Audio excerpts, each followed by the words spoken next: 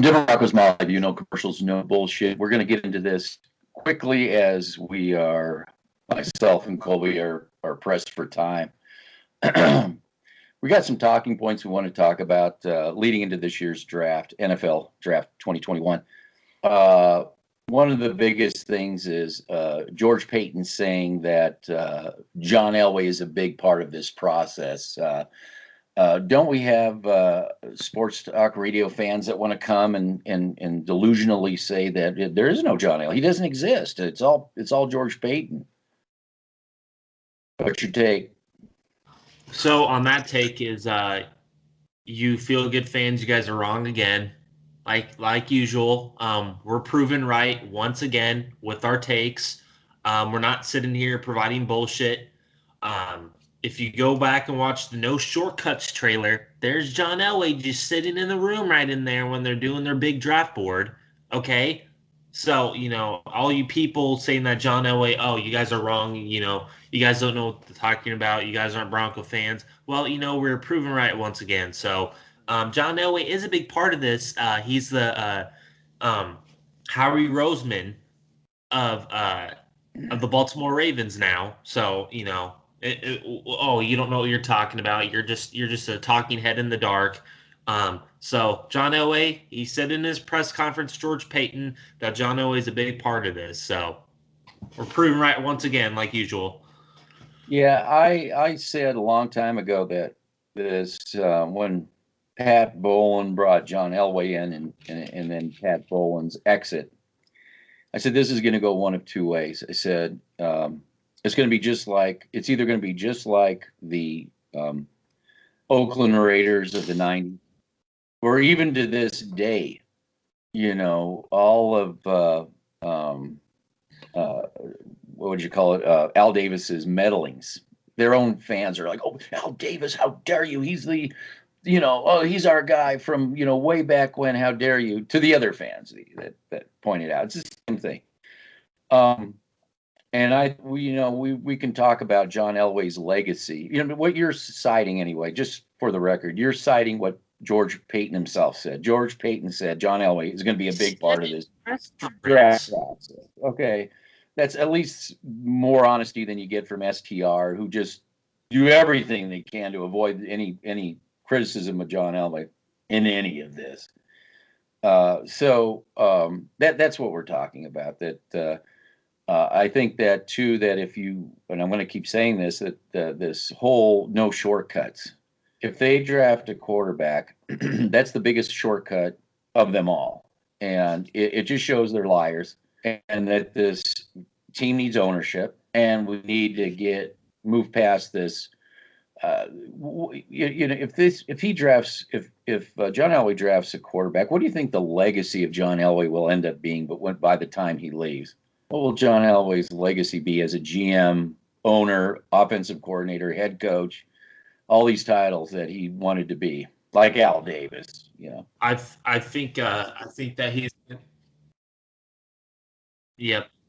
I think he's going to be remembered as a guy who bit off a little bit more than he could chew, and he's gonna. Yeah, that's being nice, but I'm just saying John Elway is the biggest farce, and as a GM for the Denver Broncos. This guy is an absolute control freak. He is, like you said, Al Davis in the flesh, reincarnated. This guy cannot. This guy's too big for his freaking britches. He cannot just let George Payton do his freaking job. He can't let him do it. Well, that's if they draft a quarterback. That's obviously going to be coming from Elway. That's obviously there's no way around it. Because would you be shocked? Come on now. Would you really be shocked with Would you really be shocked with all the stuff that's coming out? Really, I honestly to God think that they're gonna try and trade it for Trey Lance. I honestly think that's the perfect John Elway move because we missed out on Josh Allen. Yeah, we need another Josh Allen. Yeah, exactly. So we're going to go get Trey Lance. Makes no freaking sense. We're going to keep Drew Lock, and we're going to have a quarterback competition. That's the plan. That's what Elway wants. He wants the headlines. Remember? He wants the headlines. So we're going to go get Trey Lance, guys. Are you excited? Yeah, we're going to ruin Drew Lock's development that Peyton Manning again had to save. Had to save Elway again. Well, hold on a Nobody second. wants to talk about that either. They're going to ruin Trey Lance too, and I'll get into that too. So what I'm saying is if unfortunately for the Bolin's contribution, Pat Bolin's contribution to the Super Bowl 50. I want to say something really quick. Uh, Beth Bolin Wallace versus Brittany Bolin. I want to talk about that for a second. Brittany Bolin, to me, everything I see is an empty suit. What we used to call, my generation, we would call an empty suit. She's an empty corporate suit, just an empty suit. And that's being nice. Beth Bolin Wallace, though, I think she has more of the actual owner metal that her father, that made her father. Her father told John Elway, Pat Bolin told John Elway, no, you are not going to bring Vance Joseph. Please, no. We're going to bring in Wade Phillips, somebody who knows what they're doing. And I think because Bolin had to put a leash on John Elway, and then once he was out of the picture, that really set John Elway off to just do what he wanted to do. And we talked about this, that we feel, we can't prove, but we feel by what we see is that he wanted to tear down everything Pat Bolin said no to John Elway. And we saw that with bringing in Vance Joseph, from these things like that. And I don't, and we'll talk about killing the quarterbacks here again. We have to talk about that. I don't think anything changes until in this culture of killing quarterbacks, dysfunction, until the man that's the architect of all the dysfunction. And when I say the legacy, let's take the legacy of Pat Bolin versus John Elway. Now, it's not even close. It's not close. Now, granted, here's what the detractors will say. It shouldn't even be comparable. Well, here's what the detractors will say, and they will have a point, is that Pat Bolin inherited John Elway. Okay, you got a stable piece at quarterback, but it takes more than just a stable piece at quarterback.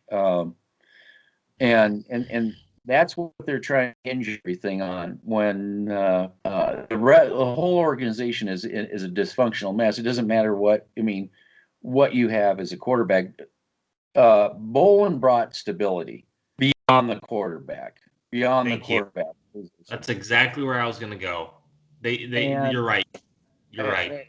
Yes, and that gave John Elway, the ability to be the quarterback he could be, even with the lesser pieces around him. He did put, he put stable coaching, stable offensive line in front of him his last few years in Denver. Well, I'm talking about the span. I'm talking about the span, the whole thing. Scouting, they had stable scouting. I mean, it was a stable. They weren't going through offensive coordinators like Sox and whatnot. They went through some, but it wasn't anything to the degree that John Elway, Al Davis here is doing. So I just wanted to put that out there. Anything else? Nope, that's it.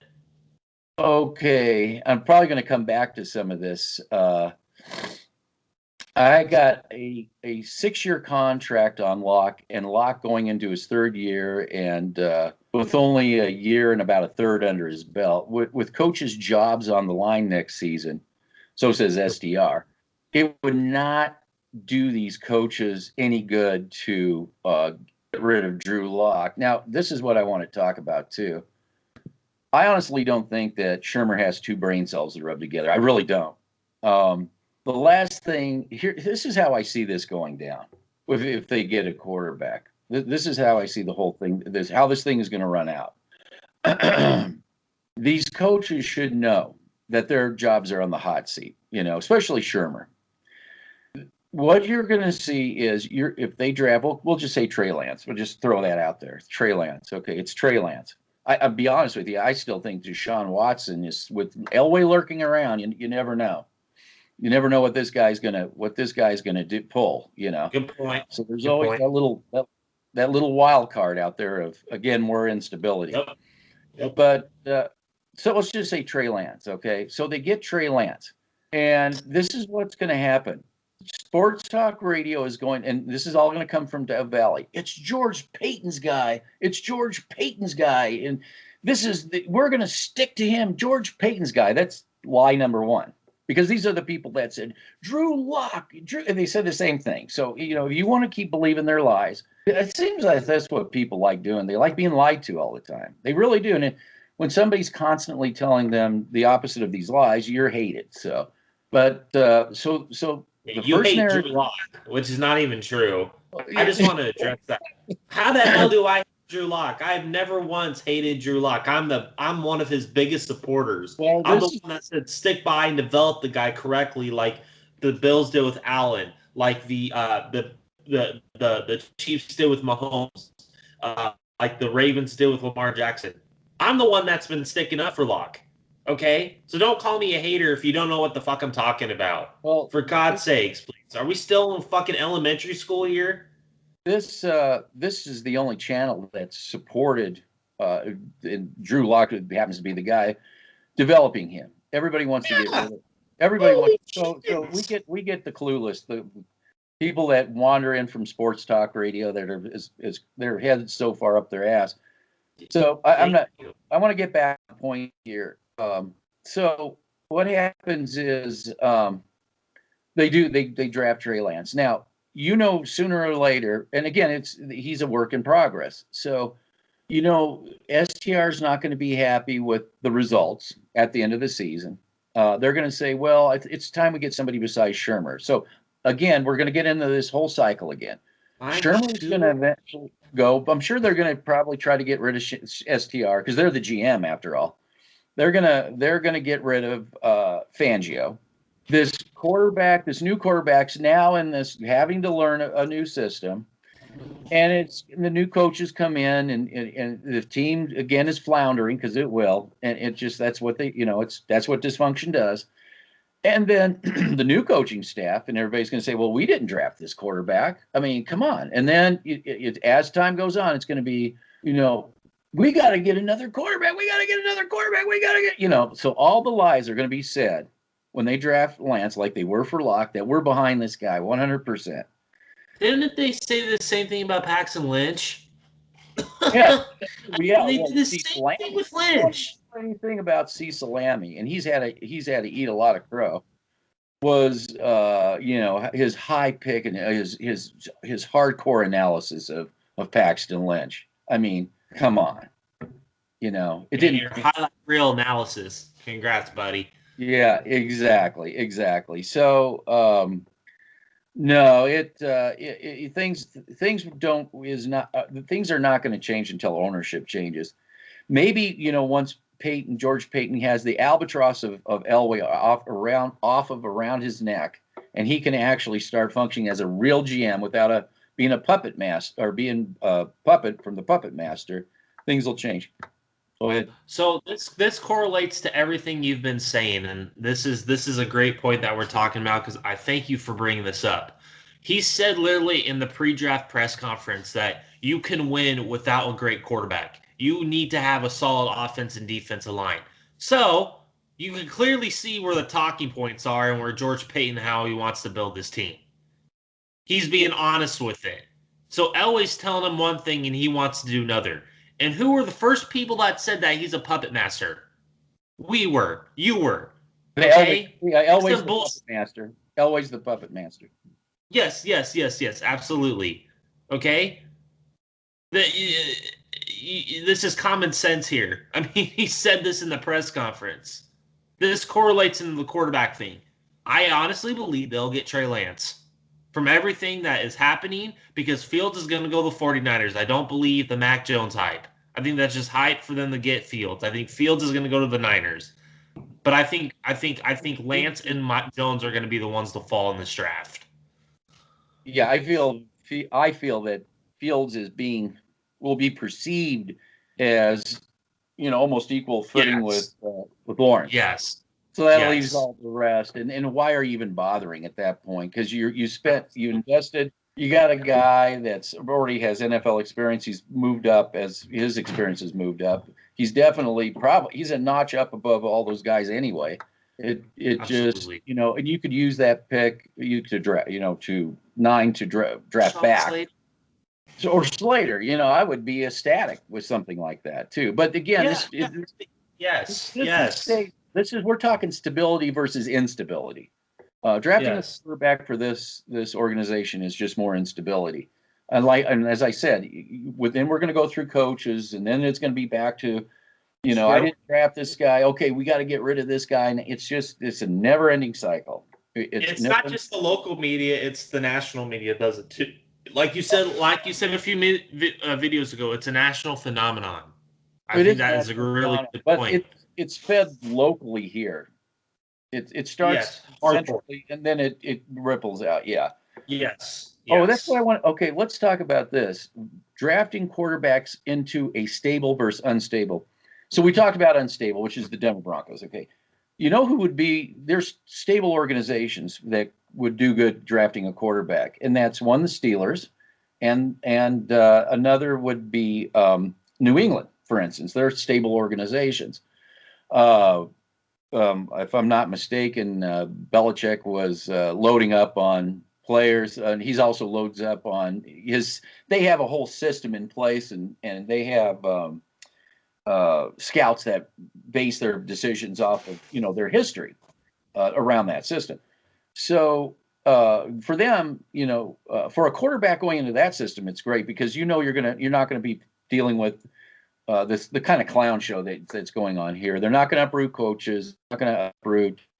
They're going to stick to the guy, and even if they make the guy a bridge quarterback, then they can move up and get their Patrick Mahomes later on. What I'm just using that as I know that's cliche now, but but that's how stable organizations operate, and we do. We're so far removed from that. And again, if we get ownership and they can turn off sports talk radio, which is, in my opinion, it's just talking points from that mismanagement at Dove Valley right now. Anyway, it is. So what would happen is they would just be vilifying the new owner and George Payton, and for not being the same mess that they were. Yeah. So that's what we're trying to get to, where where they sound more like us.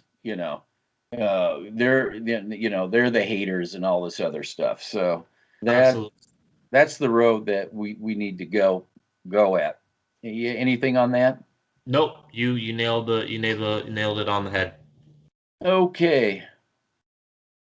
And we kind of talked about how history would be written for the Denver Broncos. Maybe we kind of touched on that. Anything about the history, how history will be written on this draft? Okay, I guess maybe we should talk about if they don't draft a quarterback, how will history be written? Okay. So go ahead. I think you have some insight on that. So I think if they don't draft a quarterback, they move back, they draft a tackle or a Zaven Collins linebacker. If they do something like that, then I will be very, very happy because that's going against what STR and Elway wants, and I think that will show a lot. Yeah. I think that will show a lot with Payton. Which say who really has control? I think. Yes. Who really? I think if they draft a tackle or a linebacker, or they trade back, I think that I think Payton has the control. If they draft a quarterback, or they do something crazy like trading Deshaun Watson during the draft, which is a real possibility, then it's the same old bull crap that we've dealt with for the past 5-6 years, and that's Elway. So, well, if they draft back, or they don't go with the quarterback route, they actually go to building the organization route. That will be no shortcut. That'll be the no shortcut. I mean, obviously if they go for the quarterback, maybe that's another reason they came up with that propaganda line with that. When they go after the quarterback, they try to, this isn't a shortcut. It's not a shortcut, when it's totally a shortcut. So that's why I think they came up with that. If they draft the quarterback. Go ahead. Yeah. Okay. What do we got here? Defense. something came up I thought was pretty interesting was in today's NFL that you got to have defenses that are on the takeaway side, and these top defenses that are on the takeaway side. I'm just going to ask you. I can tell you from my point of view. What is the how do they all? What do they all have in common? They have a. And now I lost you. You just froze. Go ahead. Now you're back. Go ahead. Sorry, Mr. Freeze is back. I think that they have a good defensive line and linebackers that neutralize the middle of the field. On my high school football team, we were loaded. We were loaded up front. We had some country hippie boys, and that were back in that. I know today's kids with growth hormones or whatever, but back in those days, the smallest guy was 6'2" in that front high school back in that day, and they just throw people right out of the way. And so quarterbacks were forced to really make fast reads if they were gonna even throw. And I can tell you that how, just from that experience, how that just makes everything. And I see it translate in college, and I see it translate especially in the NFL, like Tampa, for instance. It just with the Broncos, with Malik Jackson and Wolf and driving right into the quarterback, giving that pincer attack with Von Miller. That really made Von Miller who he was. And then any defender will tell you that. And then you clogging up that middle, taking out that first read. Even Brady can't. When I showed the Bears film, the Bears did a good job because Khalil Mack was just right in Brady's face the whole game. And Brady struggled, and he struggled just like Mahomes did, and when Mahomes was getting the same thing. So we see that forces errant throws. That forces quarterbacks to do things faster than even the best of them want to do. Yep. So this whole edges thing is more. It's Al Davis of the '90s. And believe me, it's great to have great corners. But even with Deion Sanders, if Deion Sanders is the only thing you have, well, they're not going to throw his way anyway. Well, that's great. Well, they'll just throw and pick on the middle of the field. They'll pick on everything else. So how great is it? You're only good as your weakest link. Absolutely. As a defense. So again, I think just to go off that point. Like the biggest weakness of the 2015 Denver Broncos, for example. Look what happened when they lost Danny Trevathan and Malik Jackson.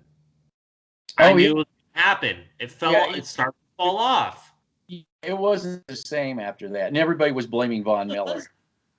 No, they were blaming Von Miller. After that, really. Yeah, and that again, as a GM, as GMs, and as owners, what we look at the facts and figures. We don't blame.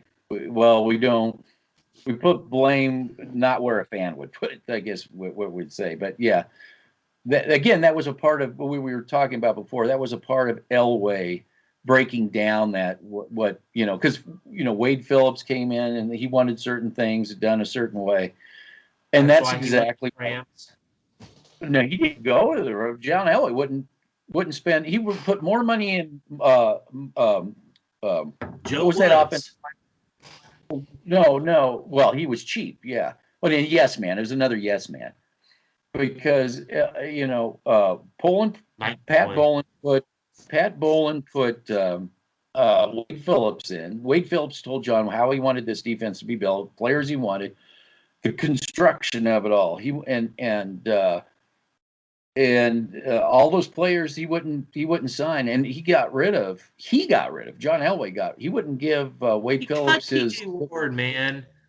I knew it from the start. That was the heartbeat of the defense, and you got rid of that. And who had the balls to say anything? It was Talib. It was to leave. They got rid of the dogs by first getting rid of Wade Phillips. So, so John, and then John Elway, his philosophy, well, I'm not going to do that. That's not what I want.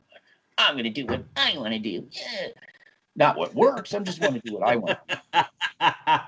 Be like Al Davis. We're going to have our fast corners, nothing up the middle. So yeah, it's just like a little child, So that child's got to go. That's all I can say is this place it'll never, it is what it is, and it's. Okay, so we have the I just want to get your opinion on it, and I just want to hear it because I know that me and you've been going back and forth on the draft and stuff and what they can and cannot do, or what they can, what is best for the organization and what isn't the best for the organization moving forward. In your opinion, from everything you have possibly read, et cetera, what do you think that they're going to do in this draft on Thursday in the first round? They're going to be themselves because they can't help but be themselves. They're going to be dysfunctional. They're going to and this is something Mark Schlereth said. They're going to leave better players by drafting Lance, for instance. If it's Lance, they're going to be leaving much better players off their board. Yep. And they won't admit that. This whole shortcut nonsense will be a joke. It'll be a farce. Yeah. And again, these are the things that. Here's one thing I do have to say negative about both Payton and Fangio. If this draft turns out the way we think it's going to, why did you sign up for this? If you don't even have a say, why did you sign up? I mean, you didn't sign up with all these other teams, but you signed up for this clown show. Why? And Fangio, everybody here in the STR world, they all want you fired. Why did you sign up for this? I mean, I knew that you shouldn't have done this. I mean, just me. Why? I mean, it's just a question. It doesn't make any sense. I wouldn't. And it's, I don't, who would come here as a coach if think about that for a second. Well, I guess, maybe people really don't understand what's going on here. Maybe they don't. Maybe they just, they don't really get it until they're in it, That's my question. I just, it just. I agree with you 100%. I don't understand. Peyton, for all the stuff that I've read about you and how you know how to build a football team, and I truly believe that you do. Okay, dude. I think George Payton was the best hire that Elway, you froze. You're going to say that Elway made.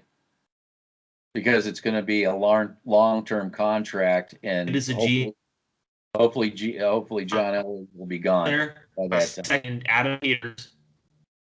Yeah, you froze all that you froze. So do it again. Right. No, it's all good. Just don't worry about it. I don't want to freeze again. I ad-libbed for you. I know what you were going to say. Okay, so for Peyton, if you were the best, see again, I'm gonna freeze again. If George Payton, if you were the best GM out there, and I believe that you were, then why did you sign up for this, man? Fangio, same thing. You deserve a whole lot better than what you're getting here, Denver. You succeeded everywhere else, but all of a sudden, when you come here, you can't succeed. Oh, that's Fangio's fault. George Payton, all your propaganda crap. You say that no shortcuts. We're going to build this team through the inside out, like me and you have been saying. You have our same philosophy. You're going to Trey Lance's pro day. You're going to Justin Fields' pro day. You're going to Zach Wilson's pro day. You say that you like Drew Lock. You don't love him. That, to me, that supplants that they're going to go after a quarterback. If you don't love a quarterback, apparently, and you don't love him enough that you want to develop him, then why are you saying all this crap about Locke then? Oh, because you want to hide your own ass. That's what it is. If you read between the lines, he likes Drew Lock. He doesn't love Drew Lock. If you Well, love the quarterback enough that you want to develop him, that's where I come from. You have to love a quarterback enough. You can love, whatever. It's whatever your opinion is on it.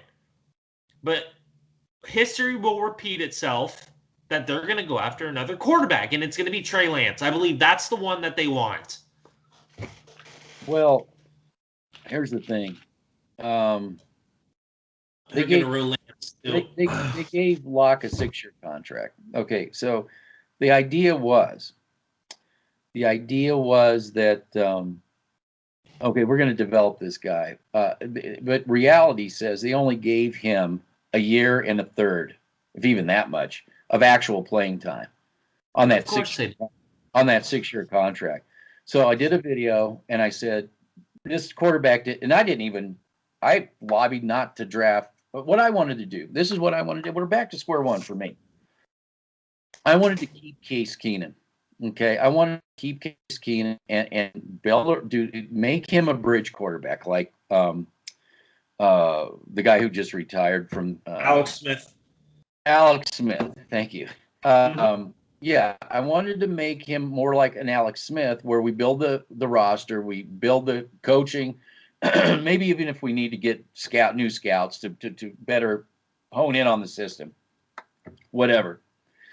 But and then when the Josh Allen draft came, draft a quarterback. Maybe this one draft the quarterback. Again, I was talking earlier about stable organizations versus unstable organizations. Okay, so when I see that you gave a guy a 6-year contract and you only let him do a year and a third of that, you are a dysfunctional organization, And what did they do? They had coaches that, now George Payton came in. Well, that's my guy, They can easily say that, but as soon as they get rid of Shermer, because I'm sure he's going to go sooner or rather than later, coaches come in and things don't work out. It's going to be, hey, I'm not the one that.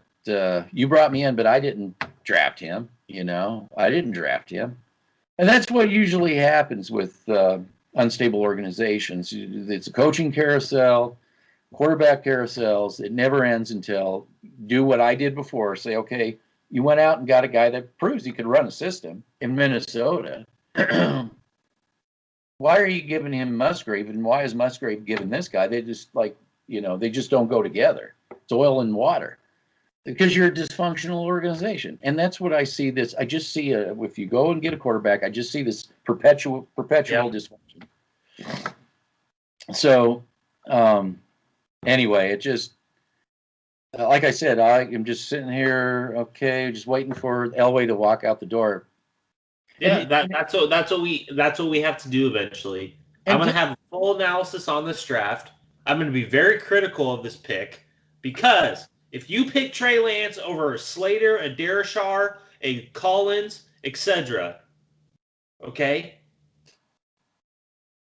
you are unstable organization. You are a very unstable organization if you're going to pass up those type of players. You're going to trust Jawan James? Of course. Wow. Okay. Yep. He's a starting right tackle. Guys. There's one constant thread in all of this, and that's Elway. Who brought in James? Who was that? Whose great decision was that? And I'm pounding the table. Don't do it. Sports talk radio is just, oh my God, oh yeah. And I'm the guy that said no, but don't listen to me. I just really wish I could be a GM at in some organization, because what I see going on in some of these NFL teams, they're definitely not getting their money's worth. That's for sure. That is for sure. I'm going to have full analysis on this draft, and I said I'm going to be very critical. I'm going to be very critical of this pick. If it's Lance, I'm going to lose it. I'm going to lose it because you're going to leave some really damn good players on that board, like a Rashawn Slater. Now everybody's talking about him. And you're not doing Lance any favors. But who probably where Lance would probably flourish is if he went to the Steelers. That would probably upset. You know who would be upset about that pick? There's only one person that would be upset in Steeler country on that pick. You know who that'd be? Ew. Ben Roethlisberger. He'd be like Big throwing fits. Ben. He'd say, "Look, Ben, you know you're on the clock, dude. Come on, don't worry about him. You know we'll have you going out there doing your thing." And I would, if I was the owner, Rooney, and I had the head coach and the GM, and I would bring in Lance and I'd say, "Look, Ben Roethlisberger is going to say a bunch of shit. Okay, he's going to say all kinds of shit. Just don't pay any attention to him. We want you to be you, and we're not. We don't want you to be him or even So we want to develop you to be you, because we think that learn our system.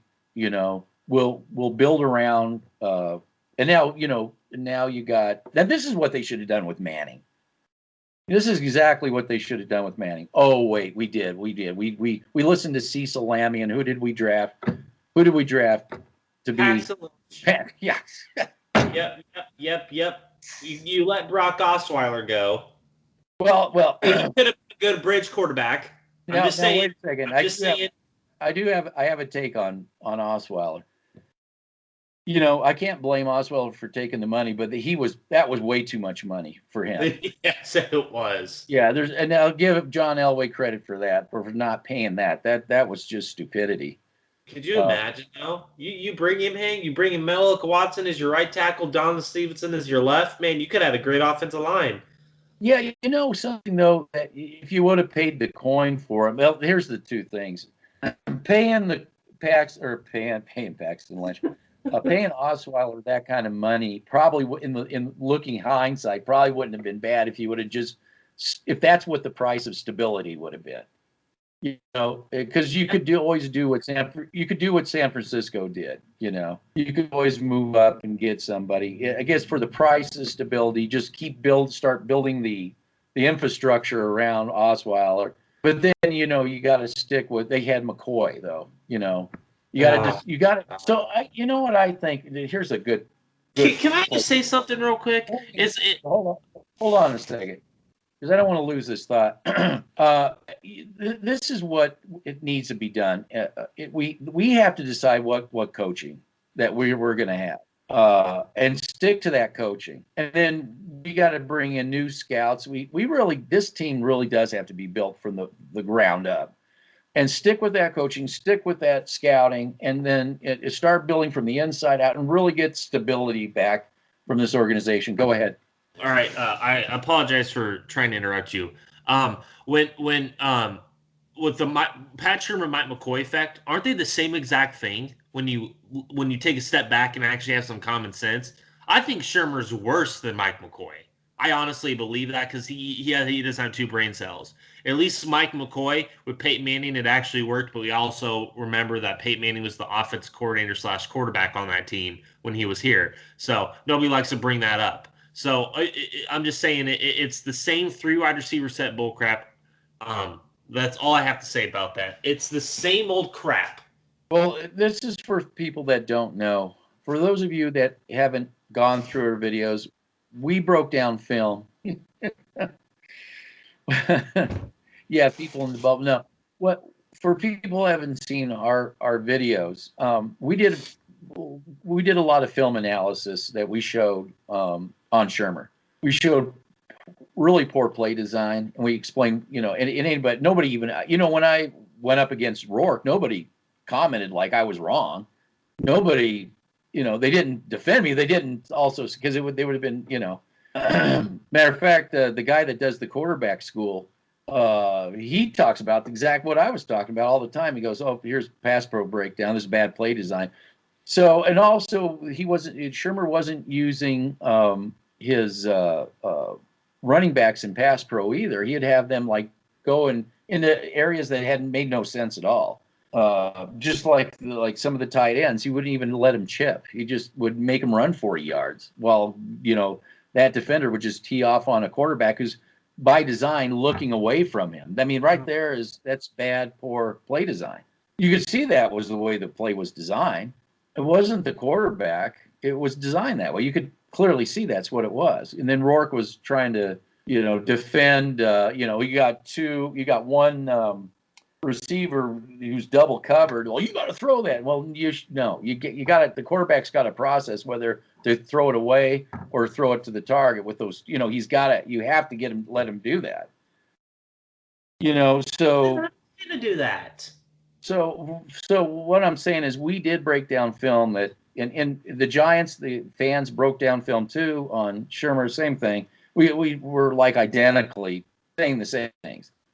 And even sports talk radio has to acknowledge that it's Shermer, this is probably going to be his last, he'll never get a head coaching position, or he may not even get an offensive coordinator after this too, if this goes down in flames. That's what I'm saying. If you're Pat Shermer, you got to lobby for Locke, because you've already invested this into him, and I think gives your best chance. He's the best chance to make your system make you look good, I guess is what I'm trying to say. He's your best chance. A new guy that you got to train all over again and go through, and this offensive line, and that's another part of the cluelessness.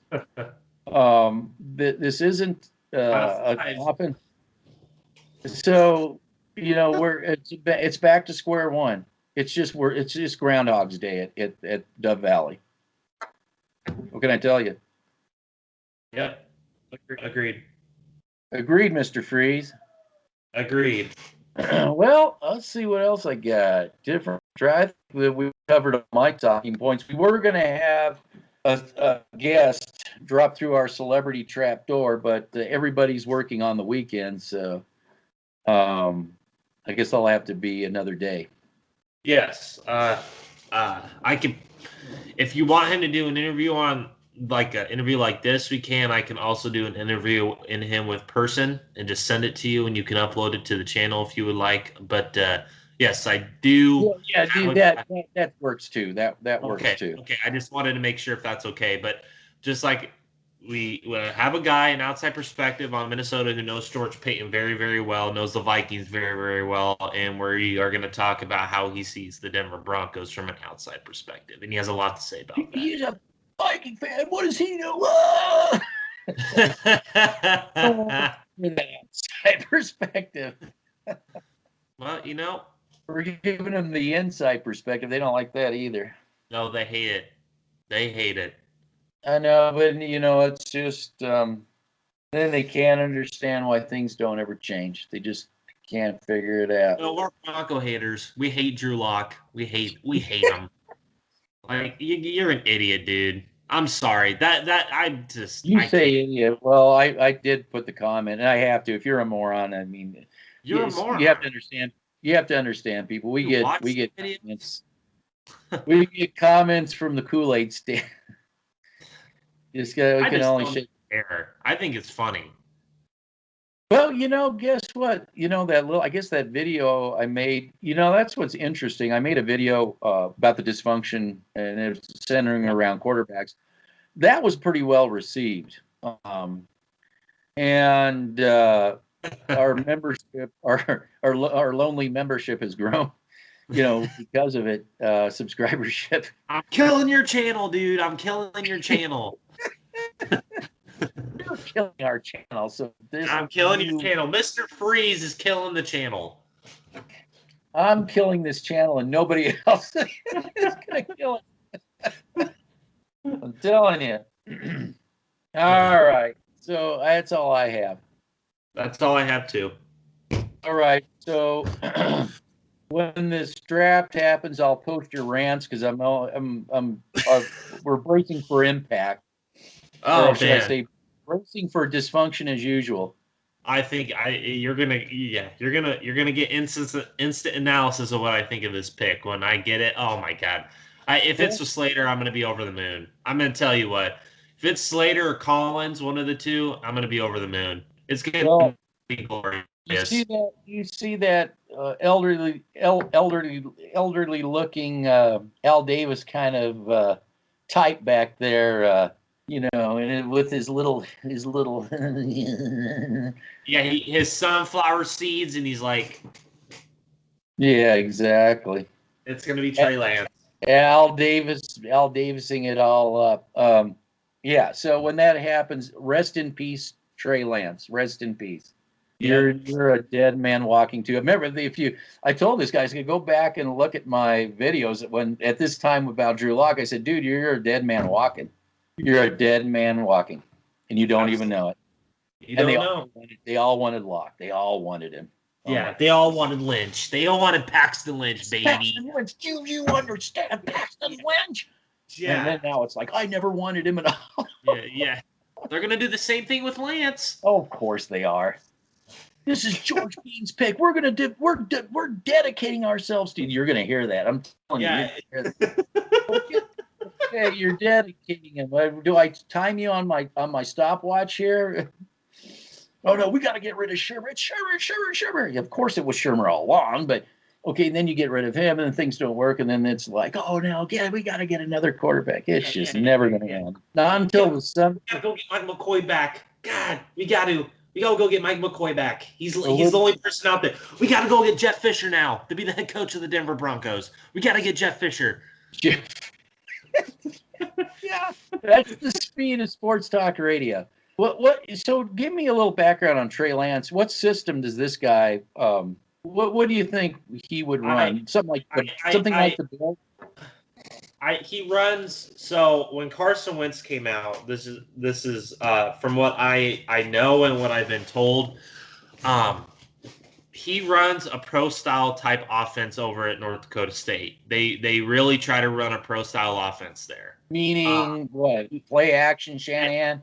And I think it's more of the well, with Trey Lance, they did fit around his strengths. That's one of the things I did like about North Dakota State. With Carson Wentz, he was more your pocket passing quarterback.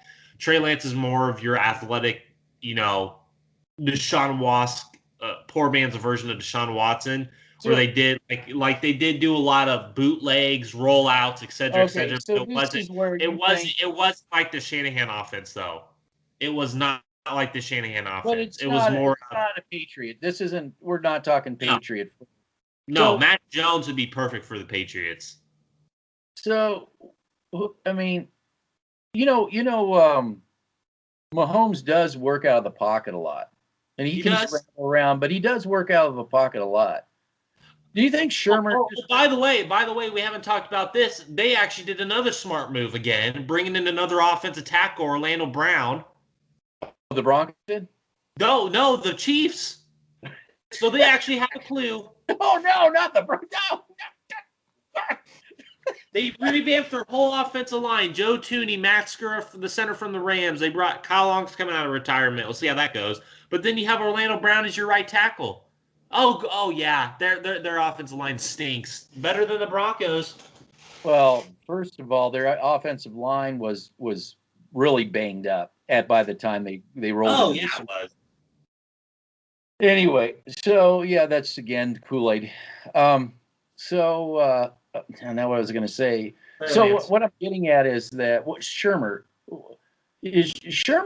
to me, isn't he asking a lot more out of the pocket than the bootleg kind of thing? Yes. And okay, say this too. Didn't Mike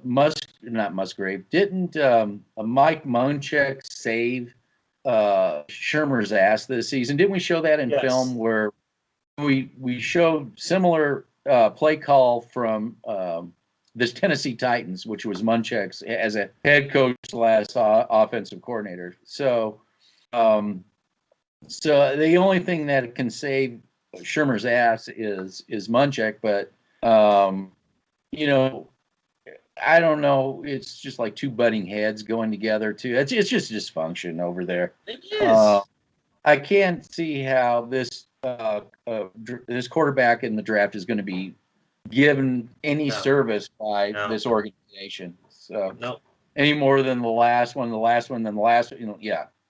So, but like you brought it up yourself, you showed the list of quarterbacks on the ESPN poll. It's just going to be Trey Lance is going to be another one added. Rest in peace. Yep, rest in peace, Trey Lance. If you ever come across this video, rest in peace, buddy. You're going to get screwed over here. Yeah, it's definitely going to be interesting. So Trey Lance could run a San Francisco offense too, but if you had your choice, if you really had your choice, I think you would end up going with Fields. If you really had a choice. You would. I would. Yeah, because you're not now again. Lance probably would work out great for a situation like Pittsburgh. Yeah. I think he would be great for a Pittsburgh type system Yeah. because he wouldn't have to go in right away. He's a first. I mean, Ben Roethlisberger, you figure he's going to get injured at some point. It was a miracle he went the whole season last. That was like unusual. So and you let him know. You say, well, you just do your time. Don't listen to Roethlisberger. He says all kinds of crap. Just don't pay attention to it. Just remember that. And you tell Roethlisberger, we're going to keep playing you until you're ready to retire. So, and then you got your guy ready to go. So that to me, Pittsburgh would be a great place for Lance. But then again, I think logically, other destinations too. I would add on to that: the Washington Redskins. Yeah. Or the New Orleans Saints. Yeah, New Orleans Saints. Yeah. But but the reason I say Pittsburgh is he doesn't have to be plugged in right away. That's there may be Saints too with Jameis Winston. He could sit behind crab leg eating Jameis Winston. Crab leg. I could use some crab legs right now. All right. So anything else? Nope, that's it. All right, looking forward to your rants after the draft, and because we know that the Broncos doing anything logical, Mr. Sunflower Seeds isn't going to let that happen. So, yeah, agreed. And there you go. Agreed. All you have to do is agree on this channel. Everybody just agree with everybody, and then we'll be like everybody else. This is the channel you get to disagree with. Somebody there's somewhere you can actually disagree with. You hate Drew Lock. You hate him. You hate Drew Lock. Well, what I think is funny is that these were the same people that he hates Drew Lock. Really. And this is the thing. Drew Lock, man. This is Drew Lock. We're bringing in Drew Lock. Okay, rid of him. Drew Lock. Yeah, get rid of him. Get rid of him. 5 minutes went by. Get rid of him. All right, yeah. I guess let me just ask one last question. I don't want I know your friend isn't here to answer it, but you're going to be doing an interview, and I'm not going to be involved in it. But just as an outsider, does he agree with us? Talk about greed. Does he see it from our point of view, or does he see it from the Bronco Kool-Aid standpoint, STR point of view of this organization? How does he perceive the organization? He views it like us, because the Vikings are doing it the same way too, with Kirk Cousins. But aren't they at least giving Cousins? I mean, because Cousins they don't have an offensive line, so that's what I'm talking about. They don't have an offensive line. I'm talking about more of the organizational. Yeah. They agree. He agrees with our standpoint. He agrees with our standpoint. How does he see the organization? I mean, just out of curiosity. He views it as a Cleveland Browns-esque organization, very dysfunctional. Yeah. I got for what I'm getting from outside, because I consult with hardcore fans from other is ever since Pat Bowlen has you lost your owner, and they're just perplexed at how dysfunctional this just his loss has made this organization. Okay, so that's all I want to send me just a quick note. Send me some if you have any questions for this guy, send me in my way and I can ask him for you. Well, those are my questions you can ask. Okay. Okay, cool. Just the overview, as an organization, and why does he feel that? What does he see? And and it just right on course you froze. So, and you froze again. Okay. All right, I'll let you go. All right. Take care. Send me those rants. All right, we'll do. All right. Bye-bye. Bye.